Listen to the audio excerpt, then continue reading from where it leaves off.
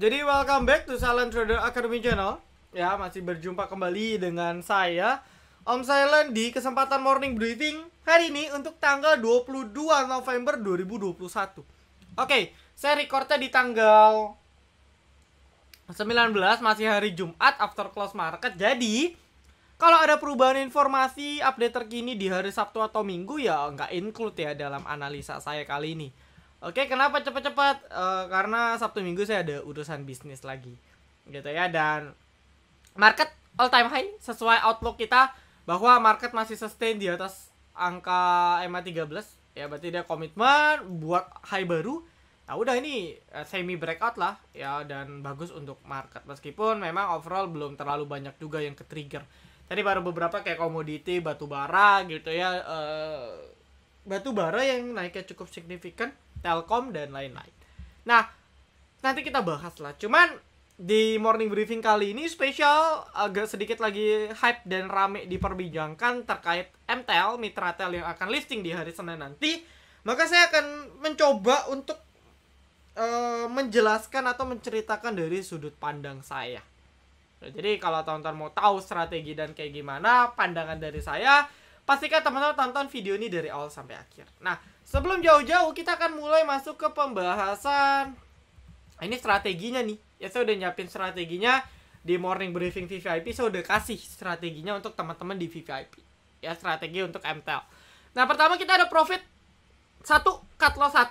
Ya, ini pun emiten yang sudah saya singgung. Ada emiten yang dekat support, yaitu Dian. Kita kena cut loss. Nah, lead ya, kita rekom di 10.18 gitu ya. Ini live trade banget. Overall bagus meskipun closingannya disayangkan ya. Meskipun closingannya disayangkan ada yang jualan. Tapi ya overall masih oke. 10.18 kita benar-benar beli di sesi 1. Ya, baru banget ketika dia terbang. Ya, jadi benar-benar apa ya? Benar-benar baru banget ketika dia terbang. Ya kan, kita beli di 63. Ya. Kita rekom di 10.18 di sini, pas benar-benar baru lagi fluktuatif. Sempat digocek 2 kali ya. Oke, di beberapa menit sampai menit ke 10.26 terbang. Jadi sekitar 8 menit baru capai target profit. Ya, jadi dapat, bukannya gak dapat, saya pun dapat. Dan alhamdulillah, ya alhamdulillah profitnya luber. Target awal kita 70, ya sekitar 7%. Tapi highestnya 74. Ya mungkin ada yang spekulasi hold profit 20%, kurang lebih. Gitu ya. Lalu ada kita cut loss 1 Dian. Dan nextnya ini seperti biasa slide untuk mobile apps. Nah, VVIP. Jadi saya mau cerita IPO akan banyak sekali sampai Desember. Jadi Anda pasti akan trauma ketika lihat, waduh ini IPO-nya pilih yang mana nih yang bener, IPO-nya yang mana yang bagus atau yang maksimal. Nah, kita di VVIP ada purely concern untuk rekom IPO. Gitu ya. Jadi karena IPO-nya banyak, ada mungkin 50-60 IPO mungkin ya. Jadi akan pesta banget IPO, lumayan kalau dapat profit-profit tambahan.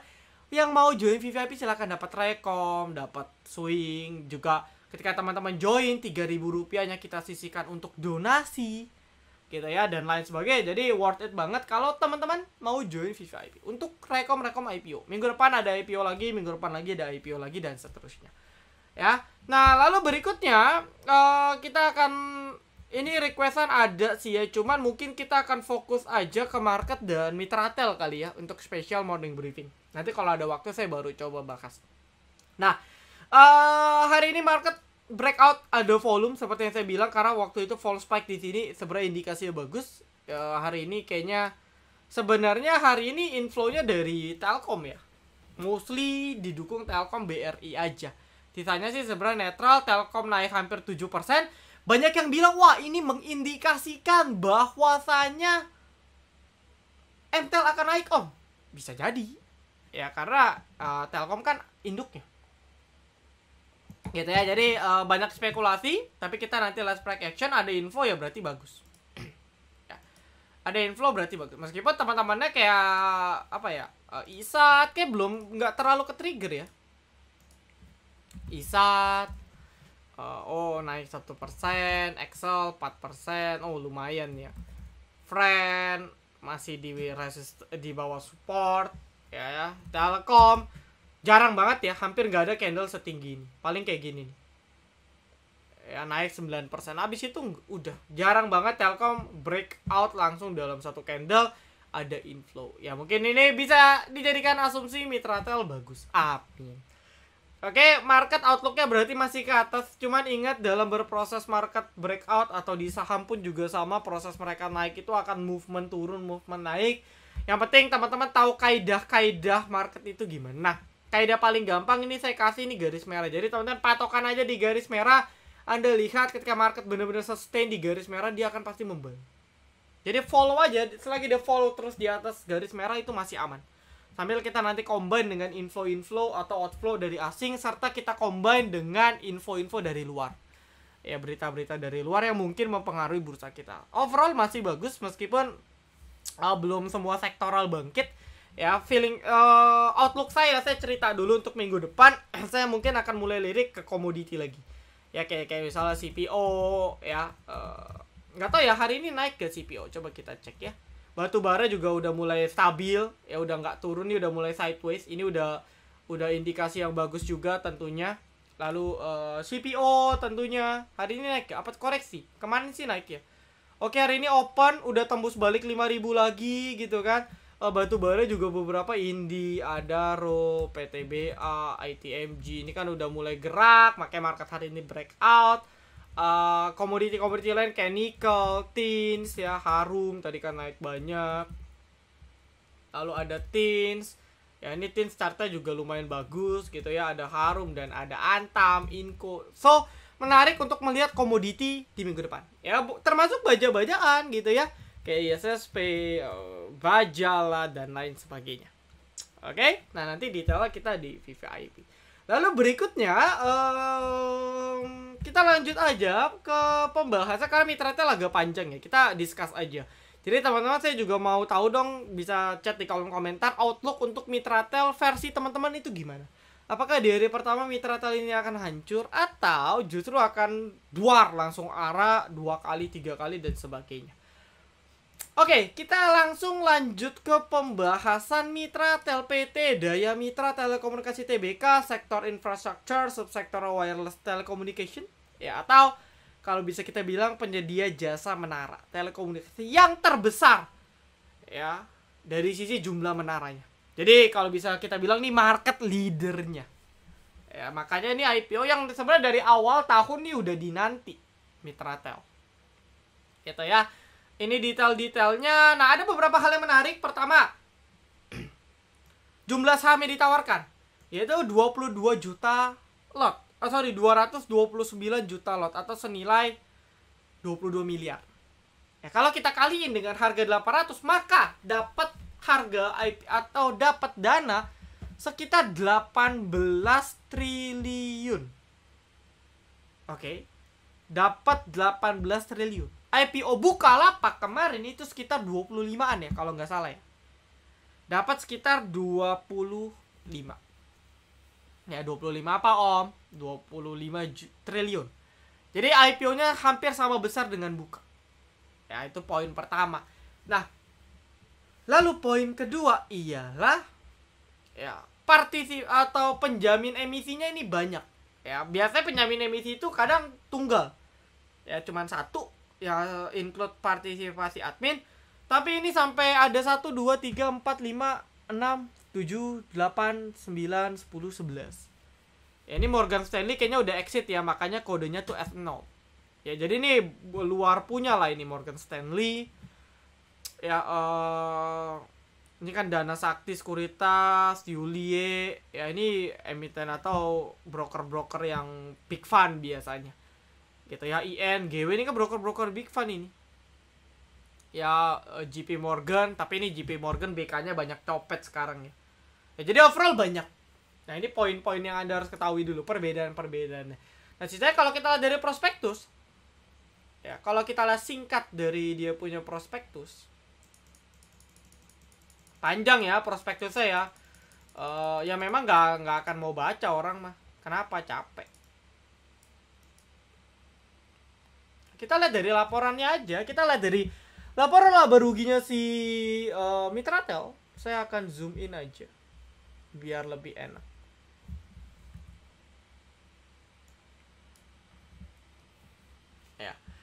Ini 30 Juni ya, berarti per kuartal 2. Jadi kalau kita lihat ya, ada terjadi growth. Kita fokus di ini aja ya, tabel yang ini ya, tabel yang 30 Juni.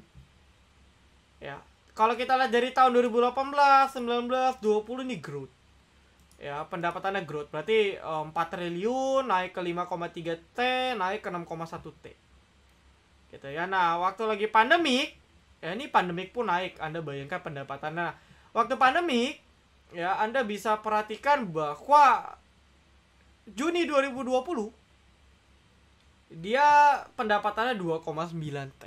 Nah, di Juni 2021 pendapatannya tuh udah 3,2. Jadi kalau asumsi ini 3,2 sama ya di 2 kuartal berikutnya, maka kalau kita total akhir tahun di annualize itu 6,4 growth lagi. Jadi beda dengan Bukalapak atau IPO lain yang kalau Anda buka prospektusnya, aduh, masih rugi lah, naik turun pendapatan. Kalau Mitratel sebenarnya stabil, bahkan terjadi efisiensi. Ya, Anda lihat beban yang dikeluarin 2000 ya. Ini pendapatannya naik tapi bebannya turun. Jadi keefektifannya tinggi. Sehingga kalau Anda lihat labanya ini melonjak banget baru padahal kuartal 2 ya. Masih ada 2 kuartal lagi, berarti labanya tuh bisa growth banget. Lagi pandemik ya. Ini apalagi lagi pandemik. Gitu kan. Jadi secara outlook masih menarik banget. Secara outlook ya, outlook kasar menurut saya ini masih menarik. Gitu ya. Lalu total laba periode ya ini. Growth ya. Ya bahkan kalau kita sandingkan nih growth banget 153 banding 700. Secara year on year dari Q2-nya itu growth hampir 400 sampai 500%. 5 kali lipat, 4 sampai 5 kali lipat. Jadi bisa bayangkan betapa besarnya. Ya, Mitratel. Nah, lalu kalau mau kita tarik sedikit lagi, kita cek aja ya porsi hutangnya gimana. Nah, untuk Mitratel sendiri ya porsi hutangnya agak lumayan lebih besar gitu ya. Jadi kalau kita hitung debt to equity ratio 18/13, debt to equity-nya 1,3. Nah, kalau kita coba compare dengan teman-teman sektornya, ya sektoralnya kan ada. Misalnya Bali DER-nya 112, 1,1. Lalu Tebik 3,7. Ya. Nah, saya buat notepad deh ya. Kita bisa analisa singkat bareng-bareng. Ya, tadi dari laba rugi ya oke lah ya. Oke. Ya, lalu dari utang kita kan lihat yang kritis-kritis aja ya, yang penting-penting kan. Kalau asumsi kita mau jadi investor nih, lalu Tebik 3,7. Lalu Tower 2,2. Lalu satu lagi Sen 2,4. Jadi hampir bisa dibilang tadi paling rendah Bali, tapi si Mitratel tuh DER-nya cuma 1,3. Masih oke, lebih bagus daripada rata-rata industri. Bagus gak? Bagus. Gak ada masalah. Coba kita cek ada cash flow gak? Oh, ini udah dibuatin rasionya ya, margin-marginnya. Teman-teman bisa cek solvability-nya 1,4 ya di pembulatan ke atas ya dan sebagainya. Nah, pertumbuhan laba bersihnya juga growth gitu ya. Overall bagus. Oke. Nah, dia nggak kasih cash flow ya. Padahal menurut saya arus kas penting sih. Coba saya cek. Nggak ada ya arus kas ya. Ternyata dia nggak tampilin arus kas di sini. Ya sudah, nggak apa-apa.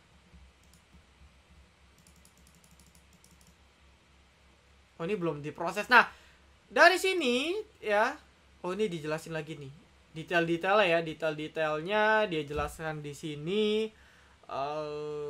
Oke lah ya, kita coba cek fokus ke arus kas. Nah, di sini ada arus kas ya, dimana kalau kita cek dari kas dari operasinya growth ya, tandanya kan dia jualan ya benar-benar menghasilkan uang kas, bukan cuman pendapatan gue 10 triliun loh, tapi piutang semua. Buat apa? Ya, ini terbukti dari ini nih. Ya, penerimaan kas dari konsumennya sekitar 4.500 gitu ya. Lalu pendapatan dia 3.200. Berarti ya, yang dia dapatkan itu cash semua rata-rata, sehingga dia punya cash flow positif. Nah, ini bagus. Ya, ini oke.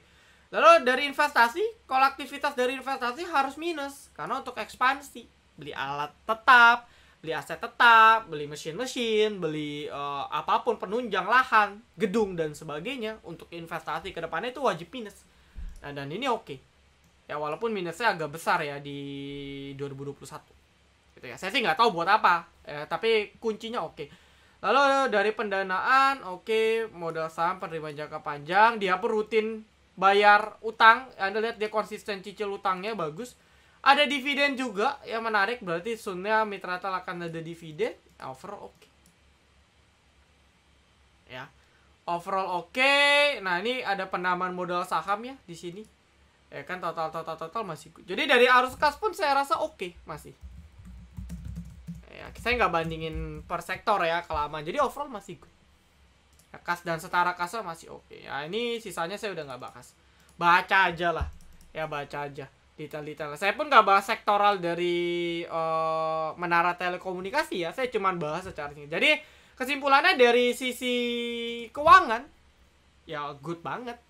Gitu. Menurut saya good banget karena memang dia market leader. Ya BUMN juga kan. Pasti dijaga. Nah sekarang kita mulai masuk ke pendapat Om Silent gimana nih hari Senin. Nah jadi saya cerita dulu, saya kembali ke Notepad aja ya. Nah dari Notepad, rata-rata yang inputnya 100 juta ke atas itu memang dapat mentok 30%. Saya nggak ada ketemu yang, kecuali fixed allotment ya, beda cerita.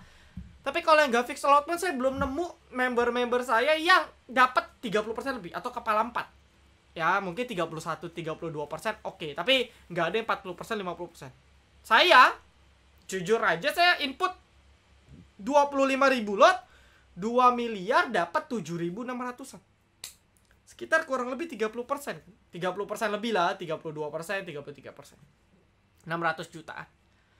Yang lain input 100 juta, 500 juta sama dapat 30%. Kurang lebih. Nah, yang input di bawah 100 juta, apalagi input di bawah 1 juta, 10 juta, itu mungkin dapat full. Jadi kalau rumor-rumor yang bertebaran, waduh dapat full gimana nih? Ya karena IPO-nya besar, 18 triliun. Ya, Anda harus punya wawasan ya. Ini IPO-nya 18T. Ya pasti oversubs pasti. Bagus malah ya oversubscribe. Cuman kita nggak bisa expect dapat 5%. Enggak. Ya ini mungkin kalau Goto mungkin ya, karena hype banget. Tapi kalau Mitratel ya, dengan di oversubs pun saya cuma dapat 30%, oke banget. Kecuali akan sangat buruk ketika yang 100 juta pun dapat 70%, 80%. Rata-rata kan teman-teman dapat 60-70% ya. 60-80. Nah, kalau saya pun juga dapat segini, ini tanda tanya. Bahaya justru. Nah, kasusnya GTSI kemarin itu semua full 100%. Itu saya bisa bilang undersubscribe. Kenapa, Om? Ya karena waktu itu ada kasus cendana. Isunya BLBI lagi kenceng tuh, lagi diperiksa. Katanya ada hubungan dan sebagainya. Panic selling lah udah. Lalu itu pertama. Lalu kedua, underwriternya LS Reliance. Ya saya sih bukan nuduh dia jelek, tapi seingat saya setiap dia IPO pasti first day dia buang barang. Ya, terjadi malah langsung ARB. Jadi kombinasi LS plus cendana hancur GTSI. Tapi kasusnya GTSI semua 100%. Nah, tapi saya yang 100 juta ke atas cuma 30%. Berarti masih terjadi minat yang tinggi. Walaupun mungkin gak sampai overhype banget. Paham ya? Ini kita main logika aja. Namun pada nanti hari Senin ya balik ke bandar. Pemegang saham yang paling banyak mereka mau gimana. Cuman kita bisa menganalisanya dari sini aja. Ya, jadi wajar lah ada input 1 juta dikasih semua. Memang gitu prosedur IPO. Ya, kayak contoh kemarin apa Kuas ya, atau Boba ya, yang atau kemarin GPSO deh. Kita atau apalah pokoknya. Saya yang input 1M ke atas cuma dikasih mentok 3%. Semua sama. Saya tanya teman saya tanya member saya sama. Yang input di bawah 100 juta, 50 juta, 10 juta dapat 7 sampai 10. Sama, IPO memang prosedurnya seperti itu. Ya, jadi kalau dibilang terlalu panik, oke, panik boleh, tapi kayaknya nggak bijak kalau sampai Anda mau haki ARB. Nggak masuk akal karena MTEL oke kok perusahaannya. Ya dengan harga dia 800, pesaingnya tebik, atau tower gak usah jauh-jauh itu 1.000. Ya, jadi kalau main logika ya harganya harusnya murah. Ini BUMN juga gitu ya. Lanjut lagi. Nah, ketika Anda sudah paham teknis pembagiannya, nah kita akan mulai masuk ke pembahasan analisa. Ini banyak. Jadi karena IPO-nya banyak, pemainnya banyak. Nah, ketika amit-amit terjadi panic selling sehingga menyebabkan emitennya, ya mungkin retail nih kan ada grupnya tuh Solidaritas MTEL, saya ada masuk, isinya cuman panik-panik, tapi di situ pun sebagian member sudah banyak orang yang sudah realize bahwa ini beda banget sama GTSI, kasusnya beda banget, kondisi perusahaannya beda banget, ini mah jelas bagus, pendapatannya growth, bener-bener growth. Bahkan di 2021 dia potensi exponential ya, bisa growth 2-3 kali lipat gitu kan.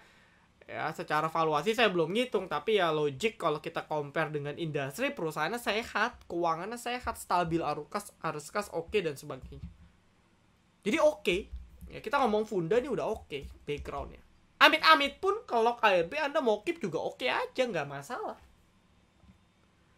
Ya, karena memang prospek menara telekomunikasi juga akan makin kencang nanti. Ya, dengan digitalisasi, dengan teknologi ke depannya makin kencang, 5G dan sebagainya, makin kencang juga pasti menara telekomunikasi. Jadi ini sektor yang growth, bukan sektor yang mature. Ya, jadi secara outlook ke depannya bagus. Gitu ya. Jadi kalau Anda panik akan hal ini, di emiten ini saya rasa nggak terlalu tepat. Menurut saya. Ya, panik boleh. Apalagi saya dapat 600 juta kalau di ARB 2 kali, 3 kali, ya 20%, uang saya hilang 150 juta. Panik gak? Enggak terlalu panik, karena ya saya lihat poin-poin yang tadi sudah saya jabarkan. Itu yang pertama. Lalu kedua, karena pemainnya banyak, ya kita coba compare ya dengan GTSI sama Archie ya. Kenapa Archie om? Karena Archie waktu itu kan dapatnya banyak juga. Nah nanti kita compare. Ya kita compare simple aja, nggak usah ribet. Archie, nah ini. Nah kita fokus ke GTSI. Nah jumlah IPO GTSI itu sekitar berapa ya? 24 juta lot. Ya ratusan miliar lah ya. Ratusan miliar, cukup besar. Kalau Anda cek ini Reliance cuman satu, jadi ini mengkontrol ya, apalagi dia pada pakai fixed allotment. Nah ini kontrol banget ya. Biasa yang LS dapatnya paling banyak ya partisipasi admin. Kalau Anda buka prospektusnya untuk si Mitratel, untuk si GTSI kan dia ada ikhtisar ya.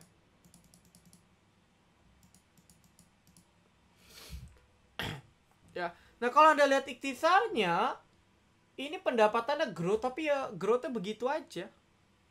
Ya, cuma 27 naik ke 30 gitu ya dan sebagainya. Jadi netral. Ya, Anda lihatnya netral. Cuman GTSI ya karena kasusnya Cendana aja, udah itu aja sih. Kalau nggak ada kasus Cendana saya rasa naik kok. Ya, ini panic sellingnya karena bener-bener ada something. Nah, lalu kita lanjut ke Archie. GTSI.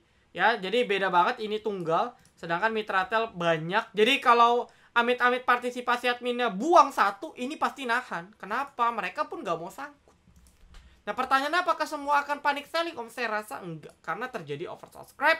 Ya, kenapa mereka banyak jadi partisipan? Bahkan banyak dari luar ya, kayak ini Morgan Stanley. Karena ya mungkin lihat outlooknya Mitratel bagus. Why not saya keep? Gitu. Ya, ini main logic aja. Ini main logic. Jadi ketika ada satu banting, harusnya ini akan nge-cover. Ya. Lagi pula nggak ada berita aneh-aneh tuh. Bahkan per Jumat Telkomnya naik. Nah, ini kan jadi indikasi yang bagus sebenarnya. Ya, lalu balik ke Archie. Nah, kondisi Archie dulu kurang lebih sama, dapat hampir 60-100%. Lot yang ditawarkan lumayan gede juga nih, 37 kali harga finalnya berapa nih? 750. 2,7 T, lumayan. Jarang IPO yang triliunan. Ini gede. Wajar kalau terjadi oversubs, cuman nggak oversubs banget. Makanya dapat 60%, 80%. Ya. Sama kan kayak MTEL. Tapi bayangin MTEL 18 triliun, hampir sekitar 8 sampai 9 kali lipat lebih besar jumlah IPO-nya. Tapi persentase dapatnya sama. Bahkan kita input yang 2 miliar cuma 30%. Archie kemarin rata hampir 60-80. Berarti aman gak? Aman. Logikanya mah aman. Ya. Nah, lalu kalau kita lihat di partisipasi admin ini banyak juga. Nah, makanya untuk Archie waktu first day, ya openingnya tuh nggak minus. Kenapa? Karena ketika ada yang buang, ya waktu Archie mau dibuang di Haki Bandar, gitu ya, waktu Archie mau di Haki Bandar, ini banyak yang nampung. Kalau AI partisipannya memang dia selalu buang hari pertama, tapi biasanya akan banyak yang nampung. Ya, dan openingnya pun Anda bayangin Archie yang lebih parah daripada MTEL secara allotment, masih bisa naik 12%, ya taruhlah 10%. Masih cuan nggak? Masih. Balik lagi. Saya tadi udah cerita kayak di teman-teman di VIP kayak gini. Saya dapat 600 juta. Dan naik 10% saya dapat 60 juta. Ya, saya nggak ngapa-ngapain dapat motor 3. Enak gak? Enak. Teman-teman input 10 juta. Dapat 80%, 8 juta. Naik 10%, 800 ribu. Siapa lagi yang mau kasih 800 ribu? Nggak ngapa-ngapain. Nggak pusing. Nggak analisa. Tinggal taruh dana, top up, jual. Cuan. Jadi outlooknya kalau panik nggak reliable gitu ya, nggak masuk akal menurut saya. Ya per Archie pun kasus yang lebih parah, perusahaannya pun juga perusahaan apa sih saya jujur nggak tahu. Ya IPO-nya juga ini ya biasa-biasa aja, naik juga kok. Karena memang first day naik. Nah kalau mau Anda cek aja nih Archie. Kan ada ya, jadi kalau prospektus mau dibaca bisa lah. Ya liabilitas banding ekuitas tuh 505 di per akhir tahun bagi 94. DR-nya 5,3. Gila, siapa yang nggak serem. Ya, ini kalau value investor lihat DEP 5,3 udah gemeteran nih. Wah, ini udah nggak bener. Pendapatannya turun, ya. Ini kalau Anda lihat nih. Oh, naik ya. Naik apa turun sih? Oh, naik. Dia tahunnya dari sini. Oke, naik 104. Tapi dia punya laba tahun berjalannya nge-stuck. Ya, 104 turun ke 92, turun ke 123. Stabil. Beda banget sama Mitratel tadi. Ya, ini rasio keuangannya nih, DR-nya berapa nih? Rasio keuangan ya liabilitas terhadap ekuitas 3. 3, 2,5, 5,3 nih tahun 2020. Ya kan? Nah, jadi Archie lebih parah. Jauh banget dong sama Mitratel. Jauh. Prospeknya gimana? Ini perusahaan apa sih? Emas ya kayaknya ya. Ini emas nih. Ya emas kalau ngomong outlook ya tergantung ya. Ini kan fluktuatif punya kan, seasonal. Jadi nggak make sense. Ya kalau dia growth. Tapi kalau telekomunikasi, menara telekomunikasi memang ada prospek growth. Jadi udah beda. Anda kalau compare sama Archie pun, bagi yang tebal fir, Anda kasih tonton video ini aja, ini beda. Ya, ini pandangan saya. Jadi kesimpulannya dari outlook saya compare oke aja. Ya, saya compare, oh ini oke. Oh ini oke. Oh ini oke. Nggak ada tuh masalah-masalah yang saya temukan gitu ya. Nggak ada tuh masalah-masalah yang saya temukan di IPO ini. Oke aja. Nah coba nih jadi permasalahan berikutnya. Entah kenapa kalau yang IPO BUMN,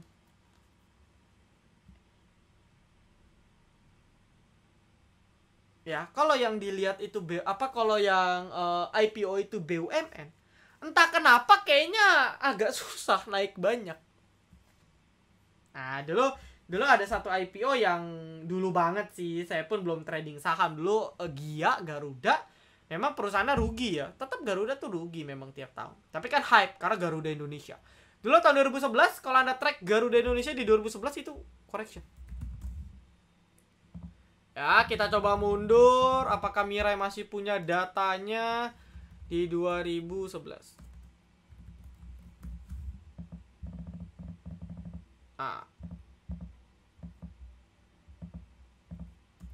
Dia udah nggak punya data ya?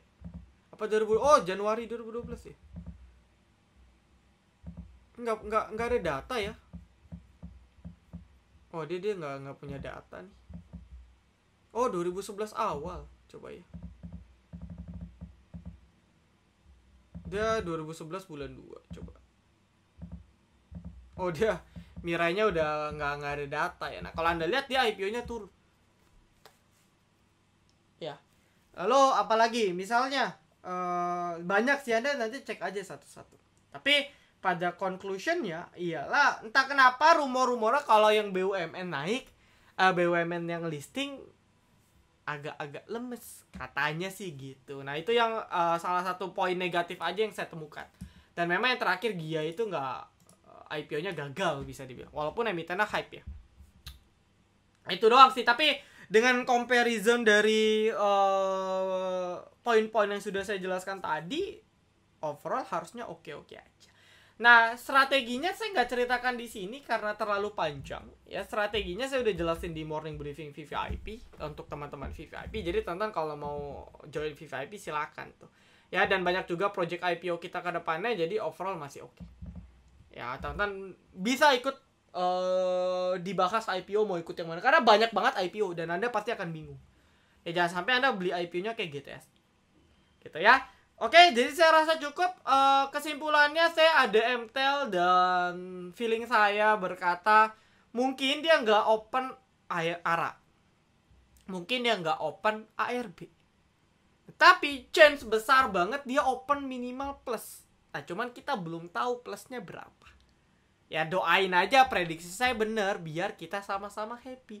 Nah pesan saya jangan panik. Itu kalau Anda grup-grup solidaritas, grup-grup apapun yang tebar feed, Anda kasih tonton video ini, Anda jelasin kenapa. Karena kalau retail bersatu panik nanti kayak GameStop di US sana bisa hancur, bisa kalau bersatu. Cuman kalau saya sih menginstruksikan teman-teman di VVIP kita nggak usah panik ya, karena penjelasannya sudah saya jelasin kan di sini gitu ya. Jadi good luck untuk kita hari Senin, gak usah dipusingin, panik gak akan ngubah apapun. Saya tutup. Thank you teman-teman semua, good luck, salam Trader Academy, be silent, be patient, be cuan.